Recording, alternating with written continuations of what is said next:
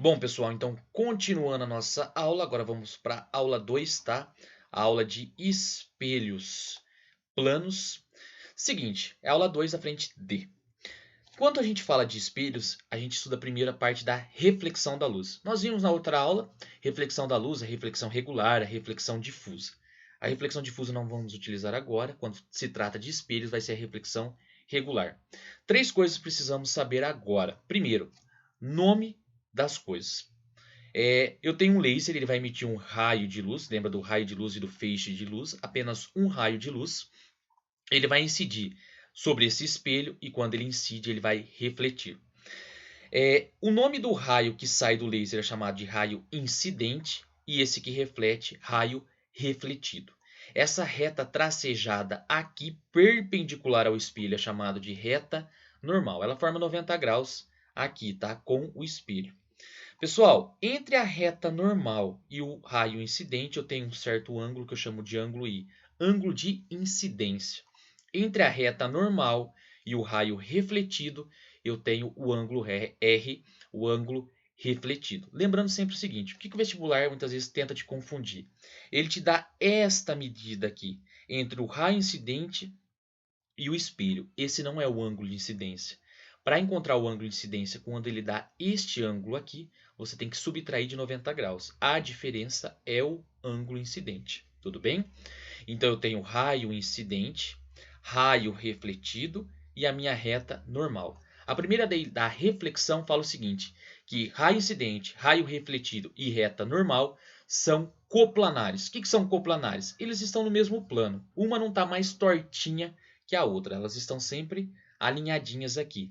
E a segunda lei é que o ângulo de incidência é igual ao ângulo de reflexão. A palavra-chave dessa aula é simetria, tá, pessoal? Se aqui for 30 graus, aqui é 30. Se aqui for 45, aqui é 45. Tudo bem? Então, as duas leis da reflexão, raio incidente, raio refletido e reta normal, são coplanares. Ângulo de incidência e o ângulo de reflexão possuem o mesmo valor, tá? São as duas leis aí. Bom, quando eu falo de espelho plano, a representação é uma retinha com três risquinhos aqui. Esta é a parte de trás do espelho e essa é a parte frontal, a parte da frente do nosso espelho. Quando você tem um raio de luz chegando nesse espelho, ele incide e ele reflete. Ó, essa reta tracejada é minha reta normal. Aqui, ângulo alfa é igual ao ângulo alfa. Ou seja, ângulo de incidência é igual ao ângulo de reflexão. Tudo isso daqui é simétrico. Então, você tem um raio de luz que incidiu e saiu. O ângulo que ele entra é o ângulo que ele sai. Um pouquinho mais abaixo, com uma abertura um pouquinho maior, ele incidiu sobre o espelho, bateu e saiu. O ângulo que ele entra é o ângulo que ele sai também. E um pouquinho mais abaixo, com uma inclinação, com uma abertura maior ainda, tá? O ângulo que ele entra é igual ao ângulo que ele sai. Simetria, pessoal. Sempre que eu for determinar a imagem projetada por um espelho plano, eu tenho que fazer o prolongamento na parte de trás do espelho. Então, o que acontece? Esse raio de luz ele chegou, incidiu no espelho e refletiu. Você vai fazer o prolongamento do raio refletido, tá? Aonde tem o cruzamento de todos esses raios de luz, é ali que é formada a imagem. Então, você tem o objeto A, tudo bem? É formado nesse espelho, a imagem dele alinha. Então, se eu estou a 1 metro do espelho plano, a imagem formada por mim está a 1 metro do espelho também. Se eu estou a 1,5 m, a minha imagem formada também vai estar a 1,5 m. Sempre simétrica, sempre do mesmo tamanho, tá? Ela nunca vai ser formada de ponta cabeça, igual lá no caso da câmara escura de orifício.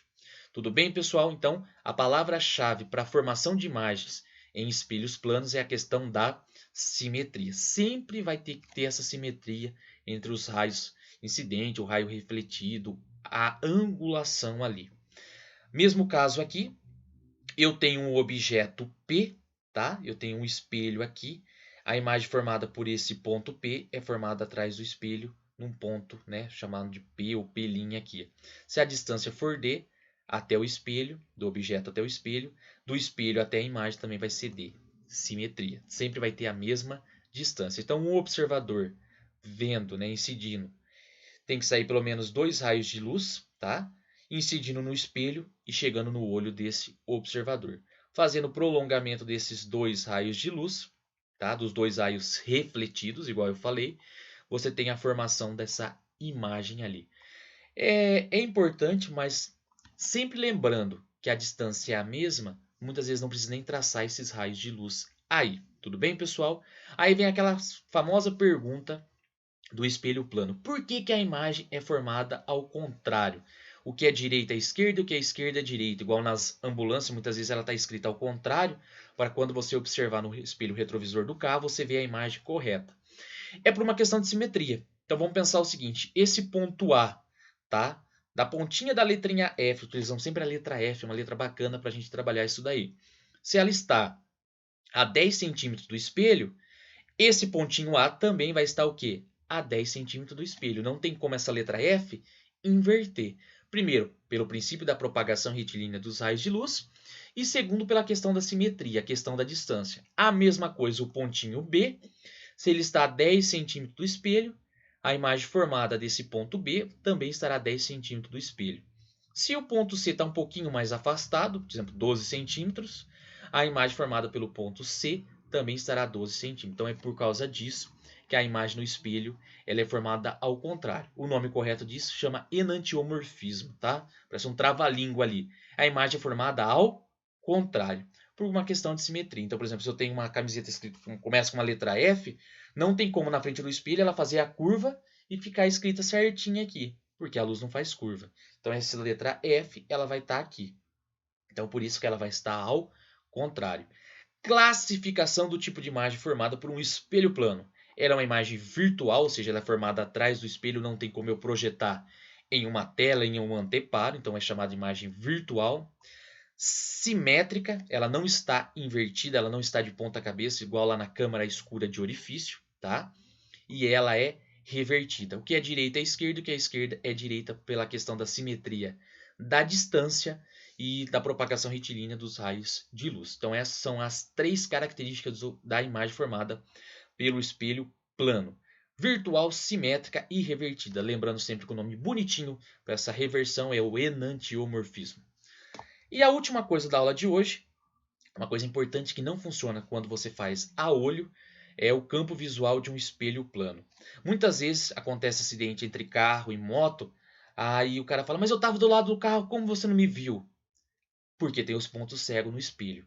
Se o motoqueiro ele está fora do campo visual do espelho retrovisor do motorista, o espelho retrovisor do carro, não tem como, é impossível você ver, tá? E como que você determina? Certas provas perguntam, por exemplo, quais são os pontos que eu consigo visualizar?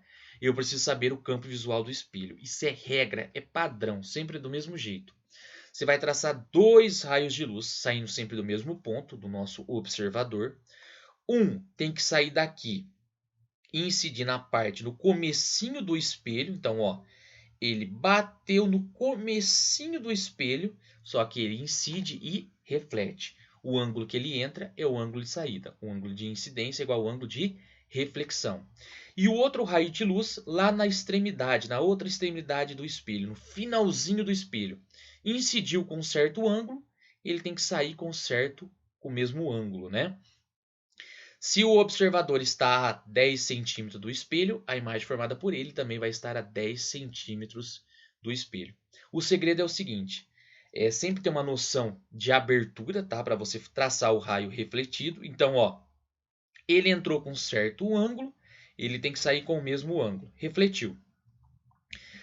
Saiu aqui, bateu lá no finalzinho do espelho e refletiu. Tudo bem? Entre os dois raios refletidos, aqui eu tenho o campo visual do meu espelho.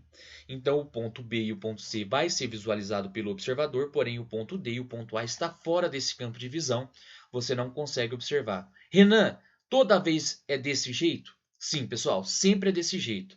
Você vai projetar dois raios de luz, um no começo do espelho e o outro no final do espelho, sempre saindo do mesmo ponto de quem quer ver esses objetos, tá? Lembrando sempre que você tem que tomar cuidado com essa abertura. Você pode ver que, ó, se você traçar a reta normal aqui, ó, ele possui os mesmos ângulos, por isso que eu tenho que saber a abertura.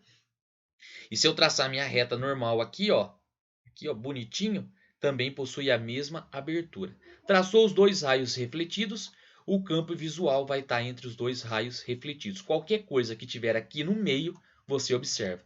Tudo que tiver fora desses dois raios refletidos, você não consegue observar. Esse é o campo visual de um espelho plano, importantíssimo em prova. Beleza, pessoal? Por hoje é só. Sexta-feira teremos aula ao vivo para resolução de exercício. Pega a sua apostila, tenta fazer os exercícios da aula 1 e da aula 2 da frente D.